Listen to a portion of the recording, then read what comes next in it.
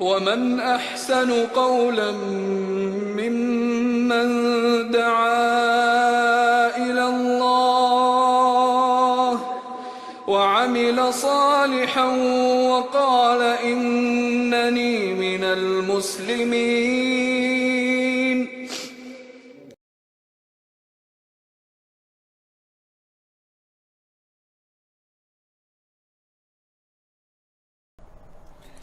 السلام عليكم ورحمة الله وبركاته.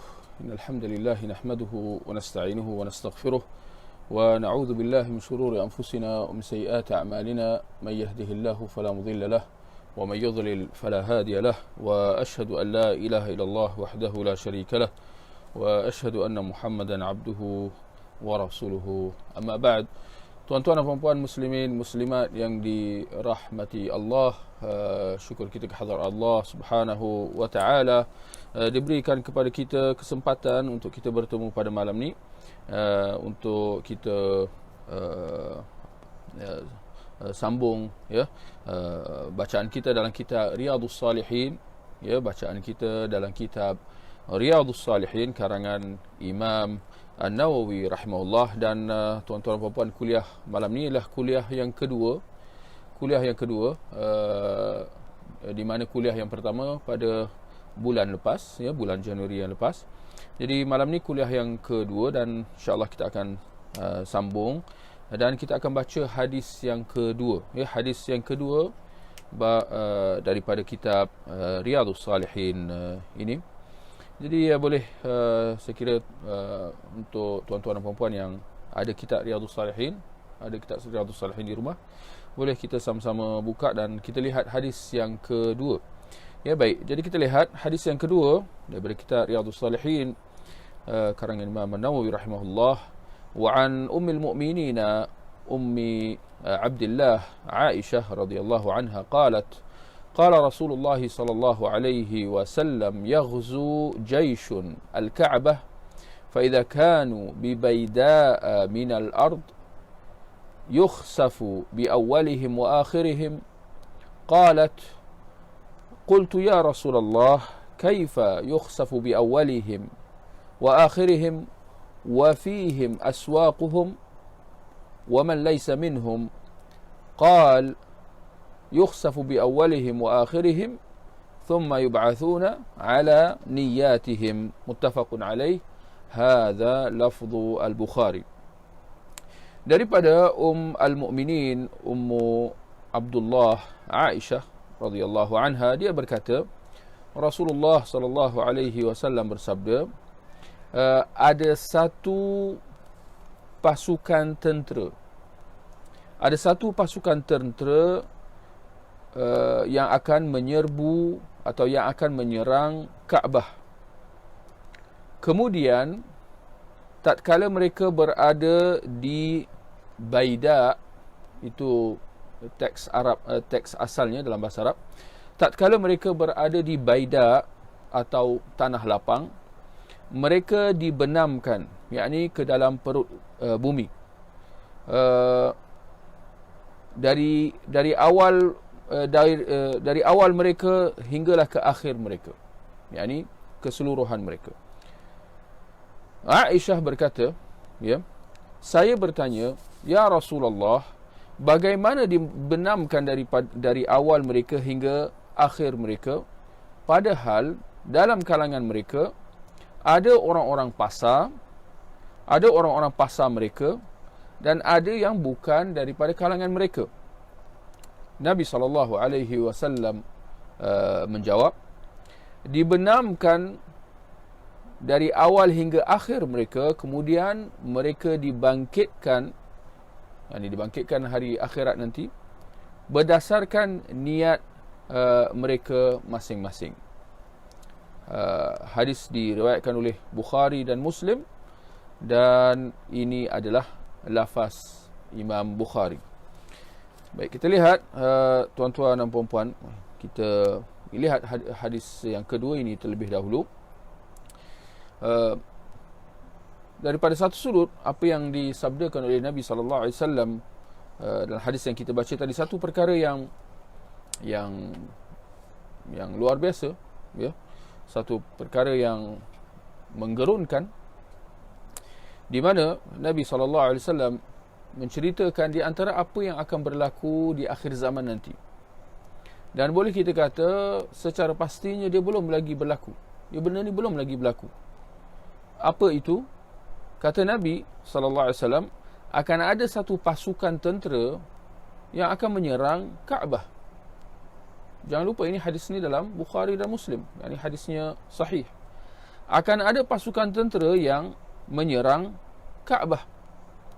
Kemudian tatkala apabila mereka sampai di Baida, ada yang mengatakan maksudnya tanah lapang, mereka dibenamkan. Baik, ada yang membahaskan berkenaan hadis ni, dan antara penjelasan yang diberikan oleh sebahagian para ulama, mereka mengatakan bahawa ini adalah di antara peristiwa yang akan berlaku di akhir zaman nanti. Yakni ia merupakan di antara tanda-tanda akhir zaman, di mana akan ada satu pasukan tentera yang diutus untuk memerangi kaum muslimin yang sedang berlindung di Kaabah.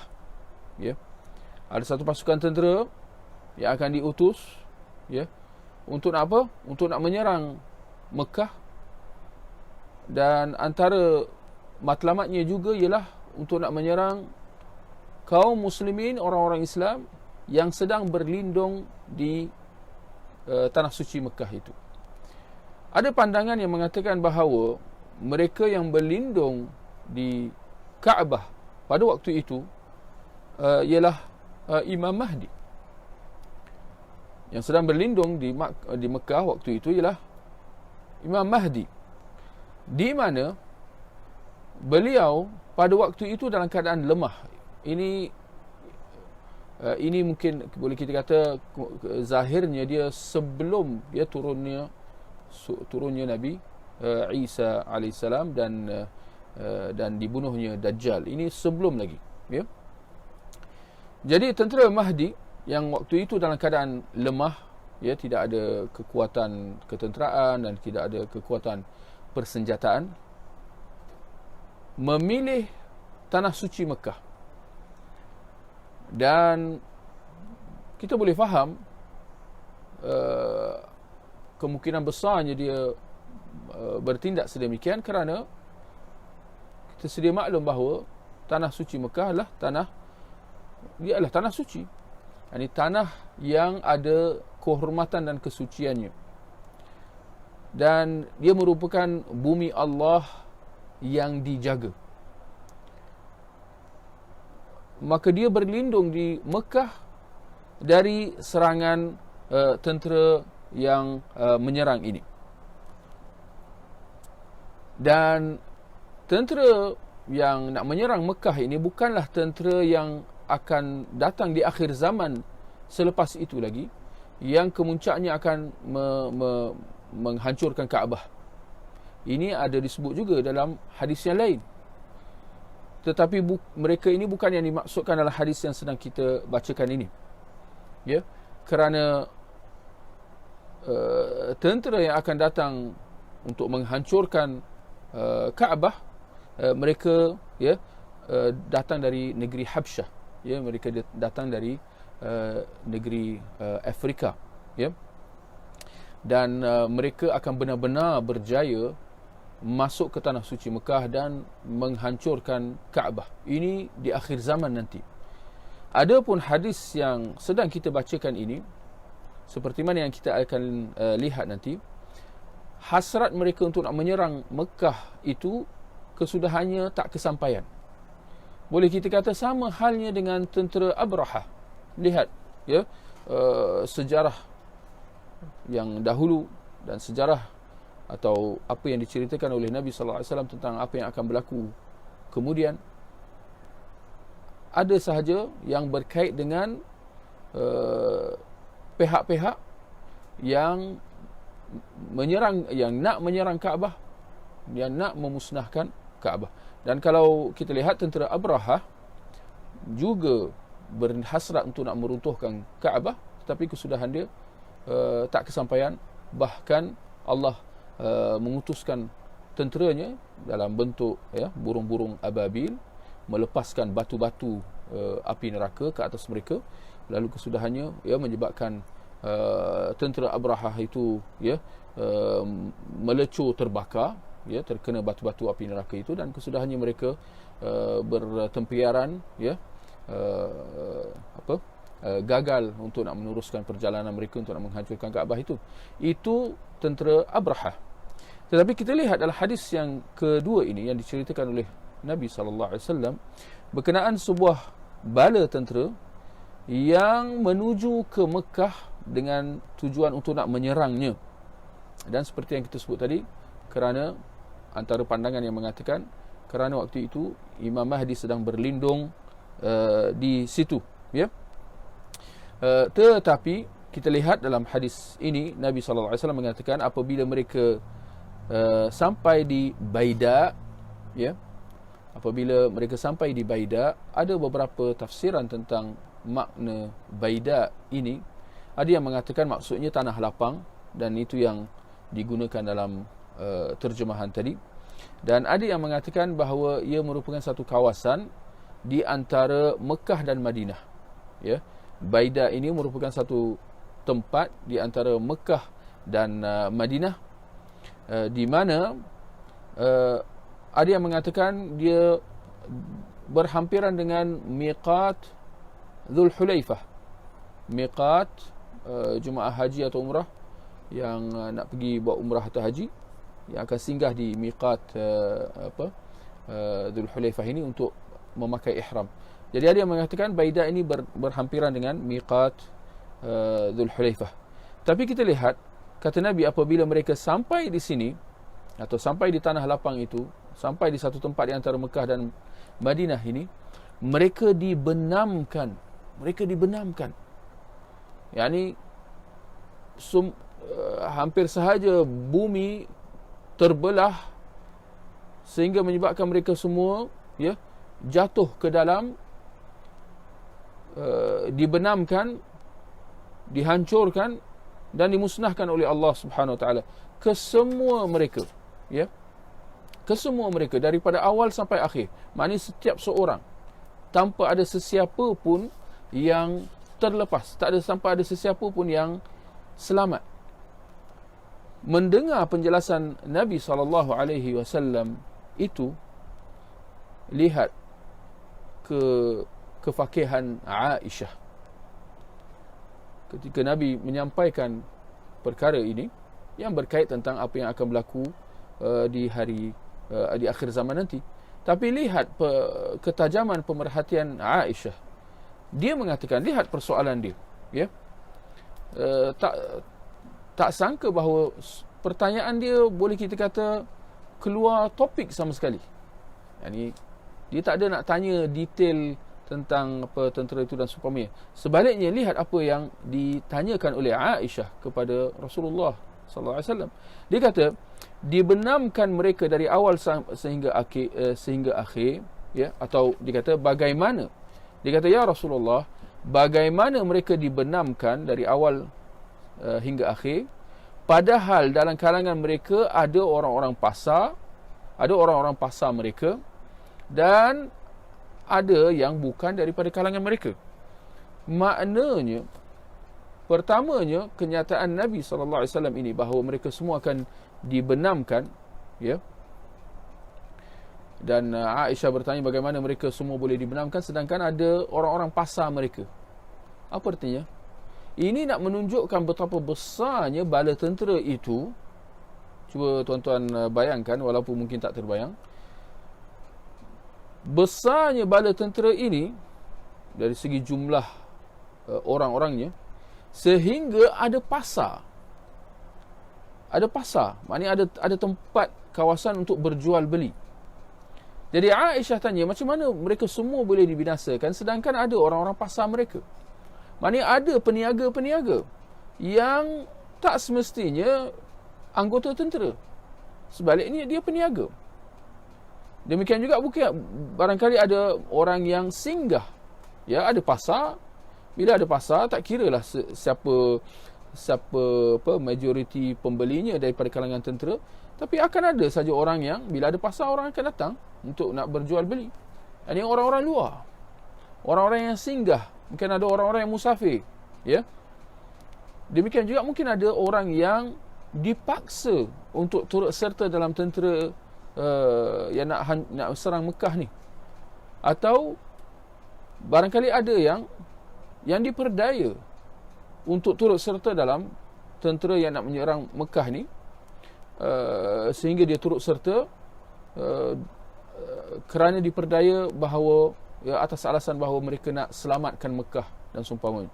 Padahal mereka nak menyerang Mekah, tapi ia digunakan alasan-alasan yang manis untuk nak memperdaya, ya, mereka yang tak sedar. Jadi Aisyah bertanya, macam mana mereka semua ini boleh dihancurkan, boleh dibinasakan, boleh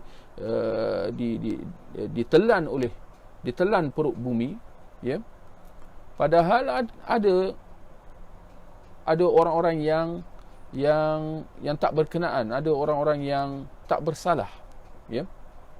Maka di situ Nabi SAW menjelaskan bahawa dibenamkan mereka dari awal hingga akhir, kemudian mereka akan dibangkitkan, yakni di akhirat nanti, berdasarkan niat mereka masing-masing. Ya, kata Nabi, ada kemungkinannya di situ bahawa ada daripada kalangan mereka yang dibinasakan oleh Allah Subhanahu Wa Taala, yang dibenamkan, ditelan oleh perut bumi, yang terdiri daripada kalangan para peniaga, yang terdiri daripada orang-orang yang tidak yang bukan daripada kalangan tentera yang nak menyerang Mekah itu, ya.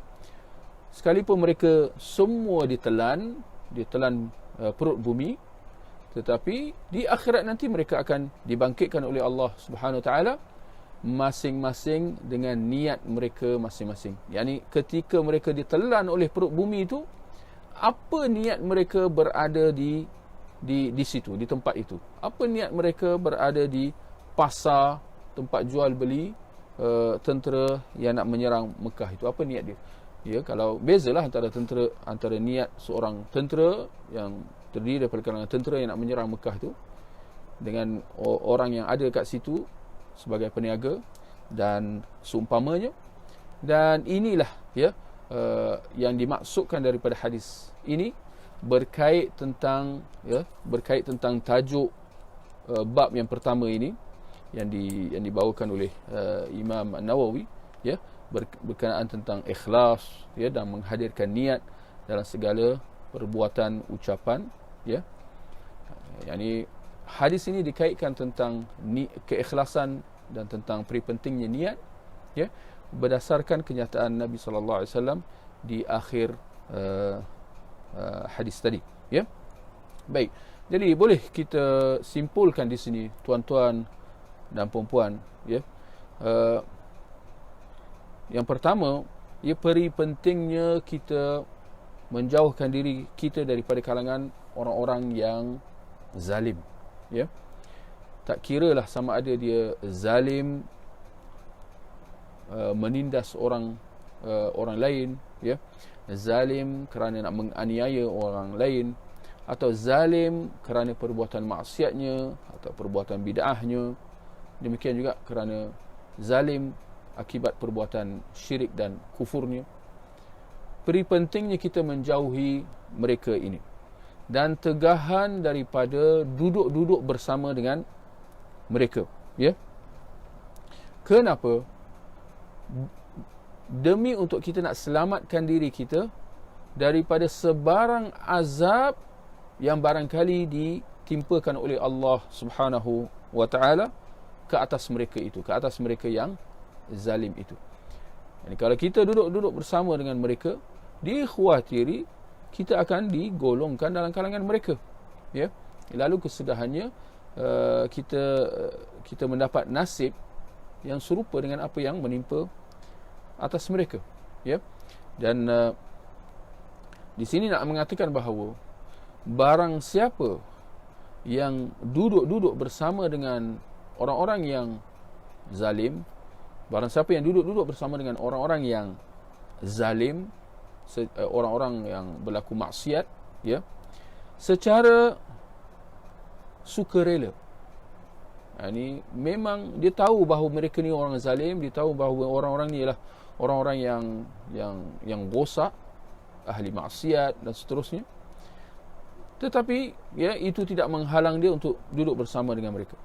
Maka dia akan turut mendapat dosa dan hukuman seperti mana ya orang-orang zalim itu. Kenapa? Kerana dia telah kerana kebersamaan dia bersama dengan orang-orang golongan yang zalim itu, ya. Juga daripada hadis yang kedua ini, daripada kitab Riyadhus Salihin ini, ya, penjelasan bahawa setiap amalan seseorang itu akan dikira berdasarkan niatnya, ya, merujuk kepada hadis yang kita baca tadi, ya, bagaimana Aisyah tanya bagaimana mereka semua dibinasakan, ya, sedangkan akan ada orang-orang yang bukan daripada kalangan bala tentera yang serang Mekah tu. Maka Rasulullah kata mereka akan dibangkitkan di akhirat nanti masing-masing dengan niat mereka masing-masing. Siapa yang niat dia untuk nak berjual beli dan bukan untuk turut serta dalam tentera itu, maka dia dengan niat dia. Dan siapa yang daripada kalangan tentera, ya, yang memang sebahagian daripada bala tentera yang nak menyerang Mekah, maka mereka inilah yang akan diberikan hukuman yang setimpal oleh Allah Subhanahu wa taala atas perbuatan dia untuk nak menghancurkan Kaabah, ya. Ini sebesar-besar dosa, ya, perbuatan nak menghancurkan Kaabah. Walhal kita sedia maklum bahawa Mekah merupakan tanah suci Allah. Bila kata tanah suci, maknanya adanya ketetapan-ketetapan, adanya batasan-batasan, peraturan-peraturan, ya, yang perlu diambil kira ketika berada di sana, ya. Tetapi mereka ini bukan saja nak mencabul, ya, kehormatan tanah suci Mekah itu, bahkan mereka nak menghancurkan Kaabah. Yani sekeji-keji perbuatan, ya. Juga daripada hadis ini, tuan-tuan dan puan-puan, dapat kita lihat bagaimana Rasulullah sallallahu alaihi wasallam menceritakan tentang apa yang akan berlaku di hari kemudian, yang termasuk dalam perkara-perkara ghaib, ya, apa sahaja kejadian-kejadian di masa akan datang, ini termasuk dalam ilmu ghaib yang hanya diketahui oleh Allah Subhanahu Wa Taala. Tetapi dalam hal ini, ya, kita secara pasti dan yakin mengatakan bahawa Nabi menceritakannya berdasarkan wahyu Allah Subhanahu Wa Taala ke atas baginda sallallahu alaihi wasallam. Dan ini di antara prinsip yang ditekankan oleh ahli sunnah wal jamaah, menyelisihi golongan ahli kalam.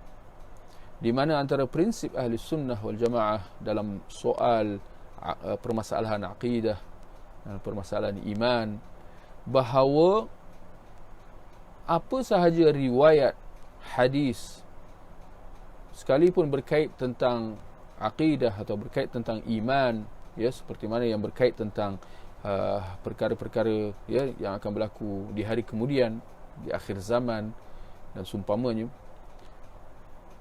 sekalipun ia diriwayatkan dengan secara ahad, ya, dengan secara individu, perawi-perawinya orang perseorangan, diriwayatkan secara ahad, bukan mutawatir. Mutawatir maknanya suatu riwayat yang diriwayatkan dalam jumlah perawi yang ramai.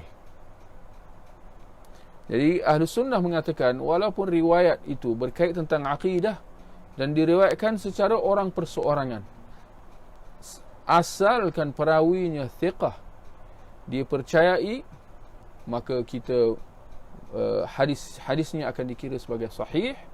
Kita akan menerima riwayat hadis tersebut dan kita akan beriman dengan isi kandungannya. Demikian juga dengan hadis yang sedang kita bacakan ini. Zahir hadis ini adalah hadis ahad, ya. nak mengatakan dia mutawatir agak sukar, ya. Mana perlu adanya perawi-perawi dalam jumlah yang ramai. Maka kita kata hadis ni hadis ahad.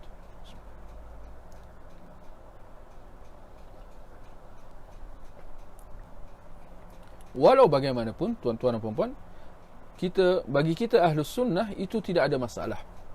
Tidak ada kemusykilan bagi kita soal hadis ni hadis mutawatir atau hadis ahad. Itu bukan persoalan bagi kita. Bagi kita apa yang penting ialah sama ada hadis ini sabit, yakni sahih, sabit daripada Nabi sallallahu alaihi wasallam atau tidak. Jika dia sabit, jika dia sahih, maka kita terima, dan jika tidak sabit, sekiranya dia lemah atau apatah lagi palsu, maka kita tolak. Adapun hadis ni dia adalah hadis yang sahih, ya, daripada riwayat Imam Bukhari dan Imam Muslim. Ya. Baik. Jadi antara perkara yang dapat kita tekankan daripada hadis yang kedua ini ialah tentang peri pentingnya kita menghindari majlis-majlis maksiat. Tempat-tempat berlakunya maksiat, tempat-tempat berlakunya kezaliman, tempat-tempat berlakunya bid'ah, ya, apatah lagi hal-hal syirik dan kufur. Yang pastinya tentera yang nak pergi nak menyerang Mekah, mereka melakukan, ya, sebesar-besar dosa. Jadi perbuatan nak menyertai mereka akan membuatkan kita juga terpalit sama dengan dosa tersebut, ya. Sedangkan Allah mengatakan dalam surah Al-Anfal ayat 25, wattaqu fitnatan la tusibanna alladhina zalamu minkum khassah, dan janganlah diri kamu, dan jagalah diri kamu daripada dosa yang bukan sahaja akan menimpa orang-orang yang zalim daripada kalangan kamu secara khusus. Dan jagalah diri kamu daripada dosa yang bukan sahaja akan menimpa atas orang-orang yang zalim daripada kalangan kamu. Ini nak mengatakan bahawa di antara sunnatullah, sekiranya satu azab itu turun, seperti mana yang Nabi sebutkan dalam hadis yang kedua ni. Kalau azab itu turun, dia akan menimpa atas semua. Azab Allah, bencana, ya, dalam segala macam bentuknya, kalau dia datang menimpa atas penduduk sebuah tempat, dia akan kena atas semua. Ya. Ini sunnatullah. Tetapi Allah mengingatkan dalam ayat yang kita baca tadi, surah Al-Anfal ayat 25. Dan jagalah diri kamu daripada dosa yang bukan sahaja, yakni dosa di sini boleh kita faham juga dengan erti azab, bala, bencana. Ya, jagalah diri kamu daripada dosa, yakni azab, bala, bencana yang bukan sahaja akan menimpa orang-orang yang zalim daripada kalangan kamu. Bukan sahaja akan menimpa atas orang-orang zalim. Maknanya apa? Maknanya bahkan akan menimpa atas orang yang lain juga. Ini, ya, ini perkara yang perlu kita ingat, ya, berkenaan sekiranya suatu kezaliman dibiarkan berlaku secara terbuka, suatu maksiat dibiarkan dilakukan secara terang-terangan. Beza, tuan-tuan, kita kena ambil maklum, maksiat tak sama antara yang dilakukan secara sembunyi-sembunyi dengan satu yang dilakukan secara terang-terangan. Tak sama. Ya, ada yang kalau ada yang keliru mengatakan dia ini sama, ini maksiat sama, itu tak benarlah, ya. Jadi maksiat yang dilakukan secara sembunyi-sembunyi tidak dapat menandingi maksiat yang dilakukan secara terang-terangan. Antaranya seperti mana hadis Nabi sallallahu alaihi wasallam, kullukum mu'afa illa al-mujahirin, kata Nabi sallallahu alaihi wasallam, semua kamu akan diampunkan kecuali mereka yang melakukan dosa secara terang-terangan. Ya. Jadi beza kalau suatu pelanggaran, satu maksiat, demikian satu bid'ah, apatah lagi hal-hal syirik, hal-hal kezaliman dilakukan secara terbuka. Yakni tanpa rasa malu, tanpa rasa segan, ya. Dilakukan secara terang-terangan, ya. Jadi hal-hal maksiat ini sekiranya dilakukan secara terang-terangan, maka itu bahaya. Itu bahaya bagi kita semua. Kenapa? Kerana azab Allah jika turun akan menimpa atas semua orang. Tak kira sama ada mereka yang terlibat, bahkan mereka yang tidak terlibat pun akan terkena tempiasnya, akan terkena sama. Ya? Jadi selagi mana sesebuah masyarakat saling nasihat-menasihat, saling tegur-menegur, saling amar ma'ruf nahi munkar, maka masih ada sisa kebaikan pada masyarakat itu. Berbeza keadaan kalau sekiranya masyarakat itu sudah saling tak peduli. Tak peduli dengan pelanggaran-pelanggaran terhadap hukum hakam Allah. Dibiarkan hal-hal maksiat, dibiarkan hal-hal bid'ah, hal-hal syirik dan sebagainya dilakukan secara terang-terangan, dilakukan secara terbuka. Lalu akan ada suara-suara yang akan kata tak apalah, ya itu hak mereka. Kita saling menghormati, ya. Kita mengamalkan dasar kebebasan. Apa-apalah perkataan-perkataan, ya, ungkapan-ungkapan yang membiarkan, ya, pelanggaran-pelanggaran itu berterusan. Maka keadaan waktu itu akan menjadi bahaya, ya. Bahaya buat semua. Kenapa? Kerana bukan sahaja dosa itu akan melibatkan mereka yang, ya, melakukan maksiat, bid'ah dan syirik itu, bahkan orang lain yang berdiam, yang memilih untuk membiarkan hal-hal dosa itu dilakukan, mereka juga akan terkena sebahagian daripada dosanya. Dan dalam sebuah hadis yang diriwayatkan oleh Imam Bukhari dan Muslim, Zainab bertanya kepada Rasulullah sallallahu alaihi wasallam, anuhlaku wa fina salihun? Adakah kita boleh dibinasakan oleh Allah Subhanahu wa taala ketika mana masih ada dalam kalangan kami orang-orang yang salih? Adakah kita boleh dibinasakan, ini semua kita, ya, sedangkan dalam masa yang sama ada masih orang-orang yang salih dalam kalangan kami? Apa kata Nabi? Naam, ya, sekiranya idza kathura al-khabath, sekiranya dosa-dosa itu, kemungkaran-kemungkaran itu sudah berleluasa.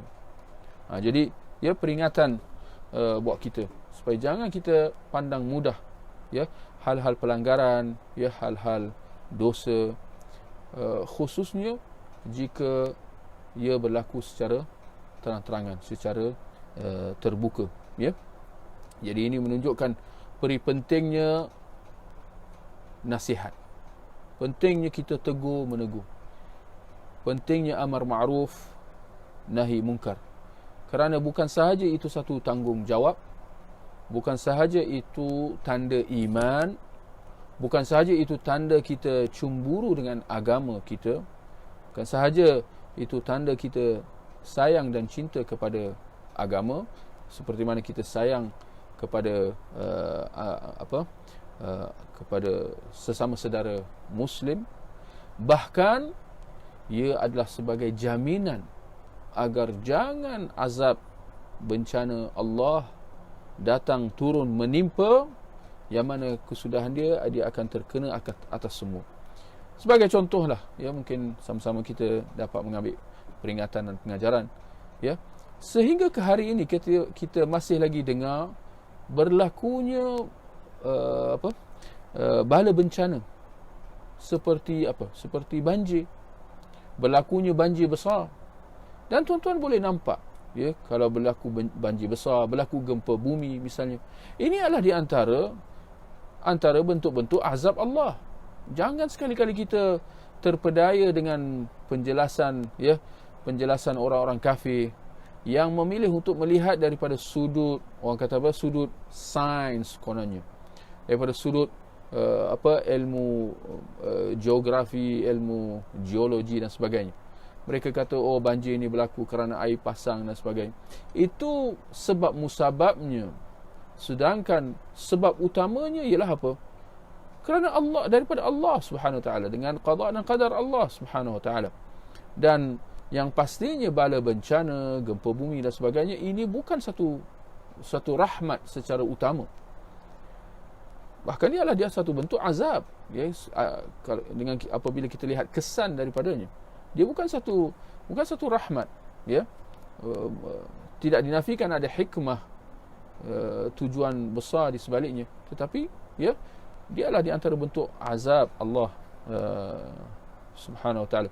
Jadi kita lihat kalau berlakunya bala bencana seperti ini, lihat bagaimana bencana seperti, ya, banjir besar dan sebagainya, dia akan menghancurkan semua. Semua akan terkena. Satu kampung, satu bandar diranapkan semua mereka dengan sekelip mata, dengan dalam waktu yang singkat, ya. Dan kalau kita lihat dalam hadis yang kedua yang kita baca tadi, ya, Nabi sallallahu alaihi wasallam mengatakan bahawa mereka semua dari awal sampai akhir, daripada mula sampai akhir, semua akan dibenamkan. Ini boleh kita faham bahawa benda itu berlaku dalam masa yang singkat. Mereka semua dibenamkan, ya, sehingga tak tersisa walau seorang pun daripada kalangan mereka, ya. Baik, ikhwah, tuan-tuan dan puan-puan, boleh kita ambil satu lagi hadis, ya. Kita lihat hadis yang ketiga daripada kitab Riyadhus Salihin ini. Wa an Aisyah radhiyallahu anha qalat qala an-nabiy sallallahu alaihi wasallam la hijrata ba'da al-fath walakin jihadun wa niyyah wa idza istunfirtum fanfiru, ya, muttafaqun alaih. Wa ma'nahu la hijrata min Makkah li'annaha sarat dara Islam. Daripada Aisyah radhiyallahu anha, dia berkata Nabi sallallahu alaihi wasallam bersabda, tidak ada hijrah setelah terbukanya kota Mekah, akan tetapi apa yang ada ialah jihad dan niat. Dan jika kamu diminta berangkat untuk berjihad, maka berangkatlah. Ya, hadis riwayat Bukhari dan Muslim. Kemudian kata Imam An-Nawawi, maksud hadis tidak ada hijrah dari Mekah ini kerana Mekah telah menjadi negara Islam. Ini kerana Mekah telah menjadi negara Islam. Baik, kita lihat tuan-tuan dan puan-puan hadis yang ketiga, ya. Hadis tentang tidak ada hijrah selepas pembukaan kota Mekah. Itu ringkas dia lah, ya. Ini hadis ini dikenali sebagai apa? Kita kata hadis tidak ada hijrah, ya, selepas pembukaan kota Mekah.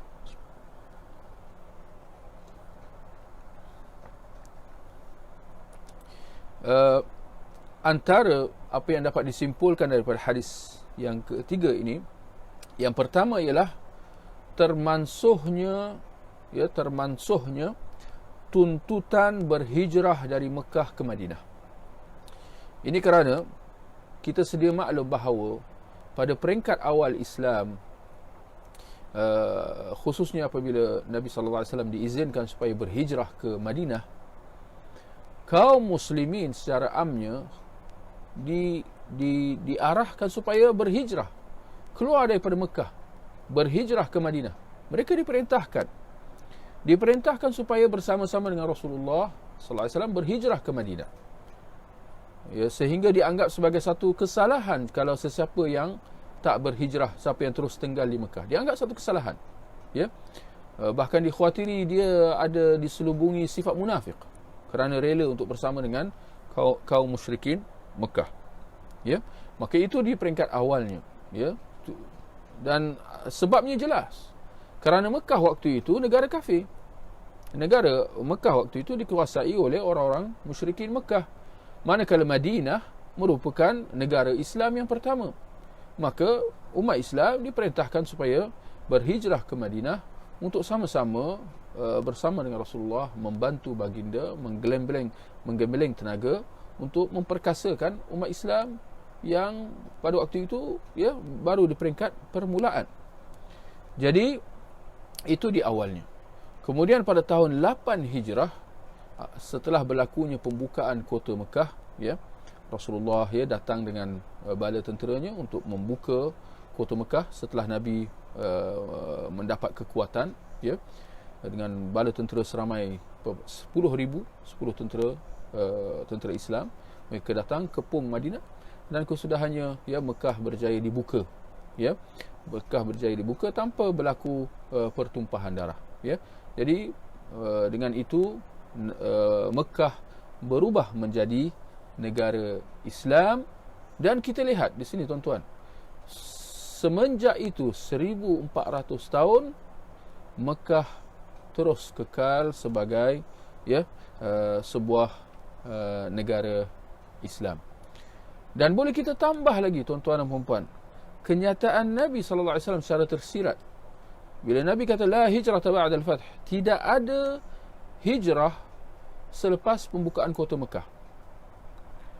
Ini adalah satu kenyataan umum daripada Nabi. Maknanya tidak ada lagi hijrah keluar daripada kota Mekah.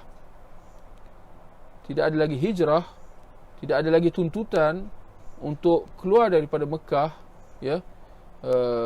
selepas pembukaan kota Mekah itu. Secara tersiratnya menunjukkan bahawa Mekah akan terus kekal sebagai negara Islam sehingga akhir zaman. Kenapa? Kerana Nabi dah memansuhkan tuntutan berhijrah. Sedangkan kita sedia maklum bahawa kalau seseorang itu berada di negara kafir, dari zaman dahulu sehinggalah ke zaman sekarang, bahkan sehingga ke bila-bila, sekiranya seorang itu berada di negara kafir, maka dia dituntut supaya berhijrah, seperti mana yang dilakukan oleh Rasulullah sallallahu alaihi wasallam. Tetapi kenyataan baginda tadi isyarat bahawa Mekah akan terus kekal sebagai negara Islam, seperti yang kita lihat pada hari ini, setelah berlalunya 1400 tahun. Baik. Jadi kita kena faham selagi mana di dunia ini ada negara Islam dan negara kafir, seperti mana yang kita lihat pada hari ini, maka selagi itulah syariat atau tuntutan berhijrah terus tertegak. Kerana apa antara maksud hijrah apa? Ada tiga bentuk hijrah. Satu, perpindahan tempat, satu, perpindahan perbuatan, meninggalkan perbuatan yang buruk ke perbuatan yang baik, dan satu lagi memulaukan orang-orang yang buruk. Jadi meninggalkan tempat, yang pertamanya meninggalkan negara kafir. Demikian juga meninggalkan tempat-tempat yang tidak elok, yang dipenuhi maksiat dan sebagainya. Kita dituntut sebagai seorang Muslim, kita dituntut supaya menjauhi tempat-tempat ini, bahkan berhijrah daripadanya. Jadi perlu kita jelas bahawa dalam soal hijrah, perpindahan tempat dari tempat yang buruk ke tempat yang baik, dari negara kafir ke negara Islam, dia berterusan sampai ke hari kiamat. Dan jangan kita keliru dengan apa yang disabdakan oleh Nabi sallallahu alaihi wasallam dalam hadis ni, tidak ada hijrah selepas terbukanya kota Mekah. Itu bukan penafian tentang pensyariatan hijrah itu secara mutlak. Sebaliknya, apa yang dinafikan hanyalah tuntutan berhijrah dari Mekah ke Madinah yang dituntut sebelum itu, yang kita sebutkan tadi, ketika mana Mekah berada di bawah cengkaman orang-orang musyrikin Mekah, maka dituntut supaya orang-orang Islam berhijrah keluar dari Mekah. Tetapi selepas Mekah dikuasai, bertukar menjadi negara Islam, maka syariat hijrah dari Mekah, keluar dari Mekah itu termansuh. Adapun syariat berhijrah dari negara kafir secara amnya, di mana-mana jua di atas muka bumi ini, maka dia berterusan sehinggalah ke hari kiamat, sebagaimana hadis yang sahih daripada riwayat Abu Dawud. Nabi SAW bersabda, la tanqati'ul hijrah hatta tanqati'u taubah. Tidak akan terputus hijrah sehingga terputusnya taubat. Wala tanqati'u taubah hatta tatli'u syams min maghribiha. Dan taubat itu tidak akan tertutup, tidak akan terputus, tidak akan terhenti, melainkan apabila matahari terbit dari barat. Matahari terbit dari barat. Ini antara tanda-tanda besar hari kiamat. Jadi kenyataan Nabi sallallahu alaihi wasallam di situ jelas bahawa hijrah, tuntutan hijrah akan berterusan selama-lamanya sehingga ke akhir zaman. Bahkan Nabi kata sehingga sebelum terbitnya matahari dari sebelah barat, ya. Adapun yang dimansuhkan hanyalah tuntutan berhijrah dari Mekah, keluar daripada Mekah. Itu yang dimansuhkan. Kenapa? Kerana Mekah dah bertukar menjadi negara Islam, ya. Maka maksud di sini apa, tuan-tuan dan puan-puan, bahawa barang siapa berada di negara kafir, barang siapa yang tinggal di negara kafir, ya, maka menjadi tanggungjawab atasnya untuk berhijrah keluar, pergi ke negara Islam untuk bersama dengan saudara-saudara muslimnya agar mereka dapat membantu menggemeleng tenaga untuk memperkasakan umat Islam. Ya, itu menjadi tanggungjawab setiap seorang muslim, ya. Lebih-lebih lagi mereka yang tinggal di negara kafir. Melainkan jika mereka dalam keadaan lemah, tidak ada daya, tidak ada upaya untuk nak berhijrah, untuk nak berpindah ke negara Islam, maka waktu itu kita kata la yukallifullahu nafsan illa wus'aha. Allah tidak membebankan hamba-Nya kecuali dengan apa yang mereka mampu, ya. Tetapi selagi mana tetapi itu tidak menafikan tuntutan supaya mereka terus menyimpan azam, untuk mereka terus menanam niat untuk berhijrah, meninggalkan negara kafir itu. Dan agak menduka cita kan apabila kita dengar pada hari ini tak kurang yang keliru sehingga tak sedar bahawa benda ni ada, tentang adanya tuntutan hijrah, ya. Barangkali kerana keliru dengan maksud hadis yang ketiga yang sedang kita baca ni, tidak ada hijrah selepas pembukaan kota Mekah. Jadi ada yang keliru menganggap bahawa hijrah tu dah tak ada lagi dah. Maka kerana itu satu. Ada juga yang sampai keliru tak membezakan antara negara Islam dan negara kafir. Bahkan dia kata pada hari ini mana-mana negara ada je orang Islam. Maksud dia kalau ada jumlah orang-orang Islam ramai, maka tak bolehlah kita nak kata negara tu kafir. Ini keliru jugalah, ya. Walhal, ya, soal negara Islam, soal negara kafir, ini satu benda yang jelas, ya. Apa yang dimaksudkan dengan negara Islam ialah bahawa agama Islam bertapak di situ. Agama Islam berkuasa di tempat itu, ya. Sama ada pemimpinnya terdiri daripada kalangan orang Islam atau barisan para penguasanya, atau nak kata bahawa Islam mempunyai kedudukan yang tinggi berbanding agama yang lain, ya. Adapun kalau sekiranya seorang itu berada di suatu tempat di mana kaum muslimin, orang Islam adalah minoriti, maknanya jumlah mereka sedikit berbanding majoriti daripada kalangan orang kafir. Apatah lagi kalau pemimpin negaranya kafir, sistem negaranya semua kafir, maka itu jelas bahawa negara itu dikategorikan sebagai negara kafir. Salah untuk kita kata bahawa ini negara Islam, sama seperti Mekah dan Madinah. Ini kekeliruan yang tak kurang dahsyat, ya. Baik.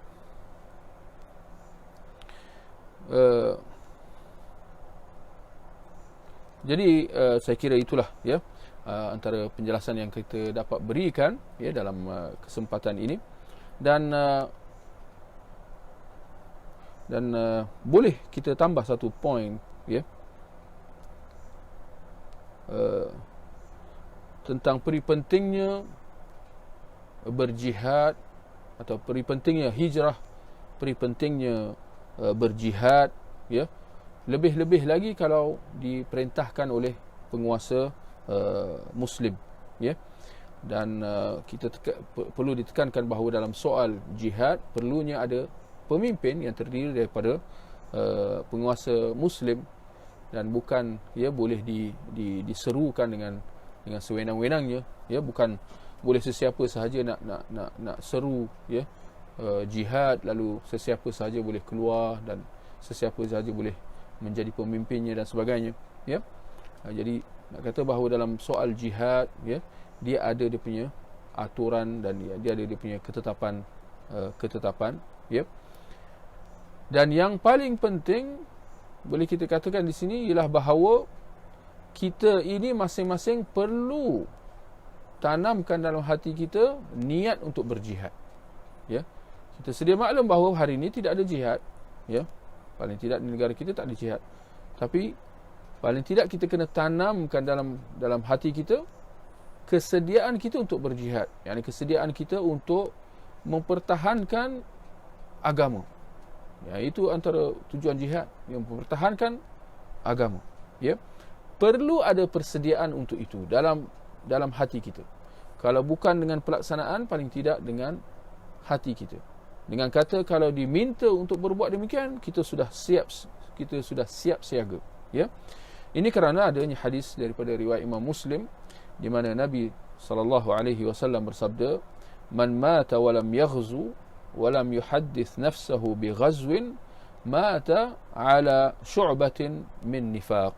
Barang siapa mati tanpa dia berjihad dan tanpa dia ada niat atau cita-cita untuk berjihad, maka dia mati dalam salah satu cabang kemunafikan.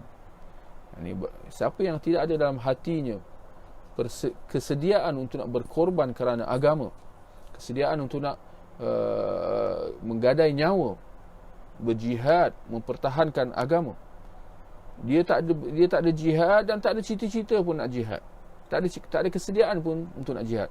Sebaliknya lalai leka dengan dunia dan sebagainya. Kata Nabi, kalau dia mati, dia telah mati dalam salah satu bentuk kemunafikan, ya. Jadi ini pentingnya kita faham tentang permasalahan yang berkait tentang hijrah, ya, permasalahan-permasalahan yang berkait tentang jihad, ya. Ini topik-topik seperti ini kita kena ambil maklum lah, ya, kita boleh kata, ya. Baik, ikhwah, tuan-tuan dan puan-puan, saya ingat, ya, cukup sekadar itu. Di sini ada pertanyaan daripada saudara Muhammad Az. Dia kata, lazimnya kaedah serangan tentera ketika ini didahului dengan peluru berpandu, pesawat pengebom dan drone. Tentera darat hanya menyusul selepas itu. Ya, mohon komen Ustaz. Wallahualam, ya, kita tak nafikan itu keadaan pada hari ini. Tetapi jangan lupa, ya, perubahan perubahan dalam bentuk perubahan dalam bentuk peperangan yang disebutkan tadi, adanya peluru berpandu, pesawat pengebom, drone, ya. Ini baru mungkin boleh kita kata dalam tempoh kurang lebih 50 tahun, ya, atau paling kuat pun 100 tahun. Yang perubahan dalam pentas medan pertempuran dengan cara yang disebut tadi, dengan ada peluru berpandu, pesawat dan sebagainya, ini baru lagi. Dalam tempoh kita kata kurang lebih 100 tahun. Sedangkan sejarah manusia dah beribu-ribu tahun, sejarah Islam 1400 tahun, ya. Peperangannya adalah seperti yang kita sedia maklum lah, yakni tanpa benda-benda yang disebutkan tadi, ya, peluru berpandu, pesawat pengebom, ya. Jadi itu asal bentuk peperangan, iaitu dengan secara fizikal, dengan cara tentera, dengan cara bersemuka. Itu tradisinya, ya. Dan sejauh mana, ini di sini persoalan, sejauh mana cara perang yang baru ini akan berterusan, kita kata wallahu alam. Sejauh mana cara perang dengan cara peluru berpandu, pesawat ni yang baru-baru ni semua, adakah dia akan bertahan? Adakah dia akan terus kekal, ya, selama-lamanya sampai ke akhir zaman? Kita kata wallahu alam. Bahkan ada saja kemungkinan bahawa tiba satu masa dia akan berakhir, ya. Ketika mana turunnya Nabi Isa alaihissalam, ya, bagaimana keadaan waktu itu? Ada saja kemungkinan bahawa waktu itu keadaan peperangan sudah kembali ke cara asal. Ada kemungkinan, ya.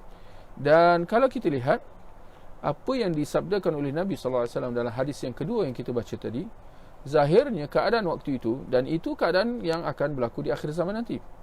Keadaan bala tentera itu zahirnya dalam keadaan macam tu.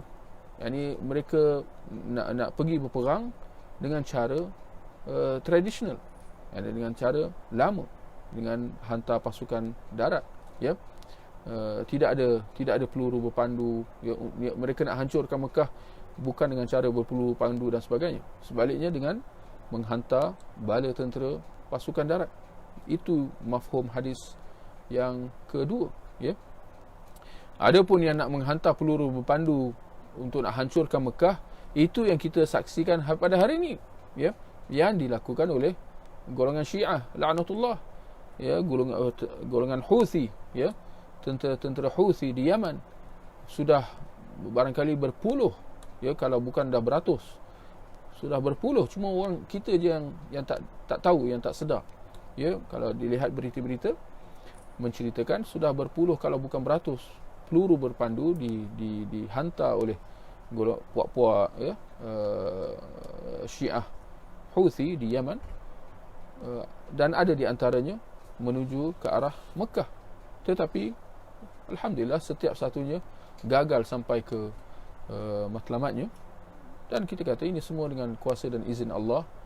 Lebih-lebih lagi kerana kita sedia maklum bahawa Mekah dan Madinah ni terus dipelihara oleh Allah Subhanahu Wa Taala, dan seperti yang kita sebut tadi bahawa Mekah, berdasarkan hadis yang ketiga yang kita baca tadi, Allah jamin bahawa Mekah itu akan terus kekal di bawah kuasa umat Islam. Itu jaminan Allah Subhanahu Wa Taala.